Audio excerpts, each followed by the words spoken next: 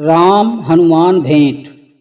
कमलों तथा मछलियों से परिपूर्ण पंपा सरोवर के पास पहुँचने पर वहाँ के रमणीय दृश्यों को देखकर राम को फिर सीता का स्मरण हो आया और वे पुनः विलाप करने लगे।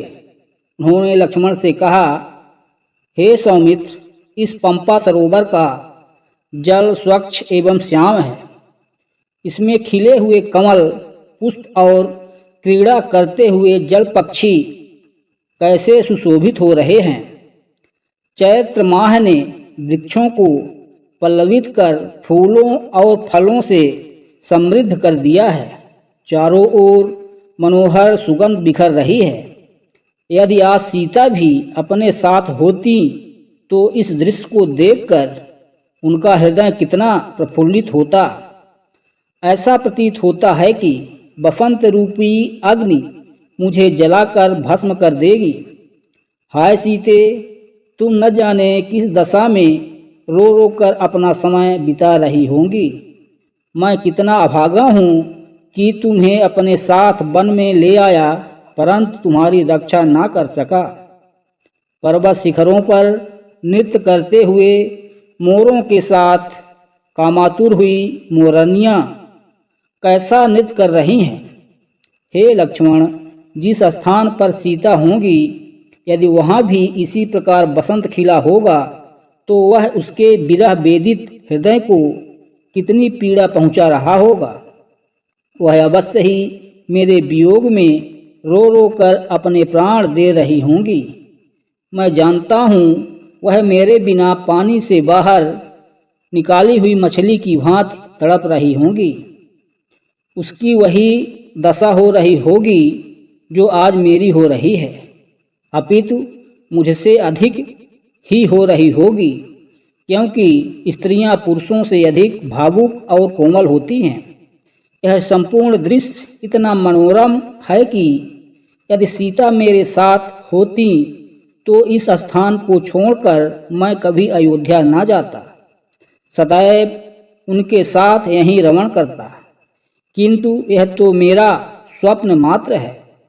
आज तो यह अभागा प्यारी सीता के वियोग में वनों में मारा मारा फिर रहा है।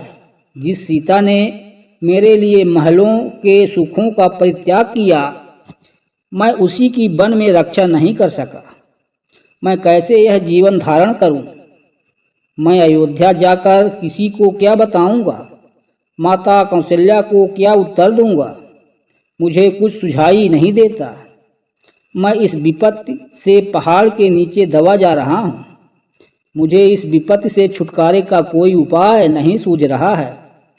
मैं यहीं पंपा सर में डूबकर अपने प्राण दे दूंगा। भाई लक्ष्मण, तुम अभी अयोध्या लौट जाओ। मैं अब जनक नंदिनी सीता के बिना जीवित नहीं रह सकता। बड़े भाई की यह दशा देखकर लक्ष्मण बोले, हे पुरुषोत्तम राम, आप शोक न करें। हे तात रघुनंदन, यदि रावण पाताल में या उससे भी अधिक दूर चला जाए तो भी वह अब किसी भी तरह से जीवित नहीं रह सकता। आप पहले उस पापी राक्षस का पता लगाइए, फिर वह सीता को वापस करेगा या अपने प्राणों से हाथ धो बैठेगा। आप तो अत्यंत धैर्यवान पुरुष हैं। आपको ऐसी विपत्ति में सदैव धैर्य रखना चाहिए। हम लोग अपने धैर्य, उत्साह और पुरुषार्थ के बल पर ही रावण को परास्त करके सीता को मुक्त करा सकेंगे। आप धैर्य धारण करें। लक्ष्मण के इस प्रकार से समझाने पर अत्यंत दुखी राम ने शोक और मोह का परित्याग करके धैर्य धारण किया। वे पंपा सरोवर को लांघ कर आगे बढ़े। चलते चलते जब वे ऋष्यमुख पर्वत के निकट पहुँचे तो अपने साथियों के साथ उस पर्वत पर विचरण करने वाले वानर राज सुग्रीव ने इन दोनों तेजस्वी युवकों को देखा। इन्हें देखकर सुग्रीव के मन में शंका हुई और उन्होंने अपने मंत्रियों से कहा, निश्चय ही बाल ने इन दोनों धनुर्धारी वीरों को छलवेश में भेजा है। भयभीत होकर सुग्रीव अपने मंत्रियों के साथ ऋषमुख पर्वत के शिखर पर चले गए। सुग्रीव को इस प्रकार चिंतित देखकर वाक्पटु हनुमान बोले, हे वानराधिपति, बाली तो श्रापवश यहाँ आ ही नहीं सकता। आप सहसा ऐसे चिंतित क्यों हो रहे हैं? हनुमान के प्रश्न को सुनकर सुग्रीव बोले, मुझे ऐसा प्रतीत होता है कि ये दोनों पुरुष बाली के भेजे हुए गुप्तचर हैं और तपस्वियों का भेष धारण करके हमारी खोज में आए हैं। हमें इनकी ओर से निश्चिंत नहीं होना चाहिए। हनुमान, तुम वेश बदलकर इनके पास जाओ और इनका संपूर्ण भेद ज्ञात करो। यदि मेरा संदेह ठीक हो तो शीघ्र इस विषय में कुछ करना। सुग्रीव का निर्देश पाकर हनुमान भिक्षु का भेष धारण कर राम लक्ष्मण के पास पहुँचे। उन दोनों को प्रणाम करके वे अत्यंत विनीत एवं मृदुवाणी में बोले, हे वीरों, आप दोनों सत्य पराक्रमी एवं देवताओं के समान प्रभावशाली जान पड़ते हैं। आप लोग इस वन्य प्रदेश में किस लिए आए हैं? आपके अंगों की क्रांति सुवर्ण के समान प्रकाशित हो रही है। आपकी विशाल भुजाओं और वीर वेश को देखकर ऐसा प्रतीत होता है कि आप इंद्र को भी परास्त करने की क्षमता रखते हैं, परंतु फिर भी आपका मुखमंडल कुम्हलाया हुआ है और आप ठंडी सांसें भर रहे हैं। इसका क्या कारण है? कृपया आप अपना परिचय दीजिए। आप इस प्रकार मौन क्यों हैं? यहाँ पर्वत पर वानर श्रेष्ठ सुग्रीव रहते हैं। उनके भाई बाली ने उन्हें घर से निकाल दिया है। वानर शिरोमणि सुग्रीव आप दोनों से मित्रता करना चाहते हैं। उन्हीं की आज्ञा से मैं आपका परिचय प्राप्त करने के लिए यहाँ आया हूँ। मैं वायु देवता का पुत्र हूँ और मेरा नाम हनुमान है। मैं भी वानर जाति का हूँ। अब आप कृपया अपना परिचय दीजिए। मैं सुग्रीव का मंत्री हूँ और इच्छानुकूल वेश बदलने की क्षमता रखता हूँ। मैंने आपको सब कुछ बता दिया है।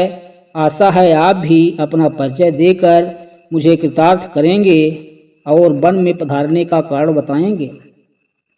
हनुमान की चतुराई भरी स्पष्ट बातों को सुनकर राम ने लक्ष्मण से कहा, हे सौमित्र, इनकी बातों से मुझे पूर्ण विश्वास हो गया है कि ये महामनस्वी वानर राज सुग्रीव के सचिव हैं और उन्हीं के हित के लिए यहाँ आए हैं।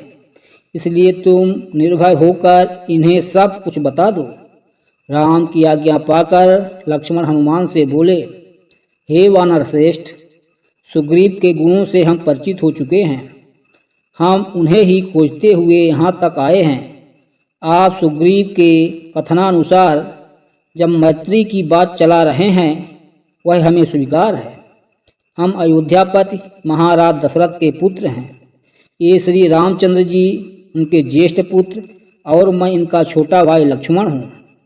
14 वर्ष का वनवास पाकर ये वन में रहने के लिए अपनी धर्मपत्नी सीता और मेरे साथ आए हैं। रावण ने सीता जी का हरण कर लिया है। इसी विचार से कि संभवतः वे हमारी सहायता कर सकें, हम लोग महाराज सुग्रीव के पास आए हैं।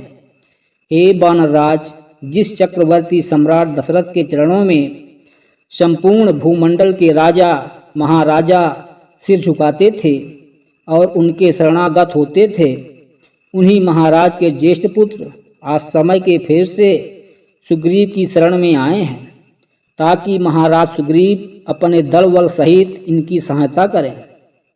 इतना कहते हुए लक्ष्मण का कंठ अवरुद्ध हो गया।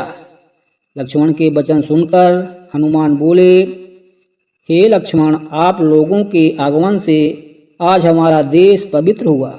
हम लोग आपके दर्शनों से कृतार्थ हुए। जिस प्रकार आप लोग विपत्ति में हैं, उसी प्रकार सुग्रीव पर भी विपत्ति की छटाएं छाई हुई हैं। बाली ने उनकी पत्नी का हरण कर लिया है तथा उन्हें राज्य से निकाल दिया है। इसीलिए वे इस पर्वत पर निर्जन स्थान में निवास करते हैं। फिर भी मैं आपको विश्वास दिलाता हूँ कि वे सब प्रकार से आपकी सहायता करेंगे। इतना कहकर हनुमान बड़े आदर से रामचंद्र और लक्ष्मण को सुग्रीव के पास ले गए। दोस्तों, आगे का भाग देखने के लिए कृपया चैनल को लाइक और सब्सक्राइब कर लें।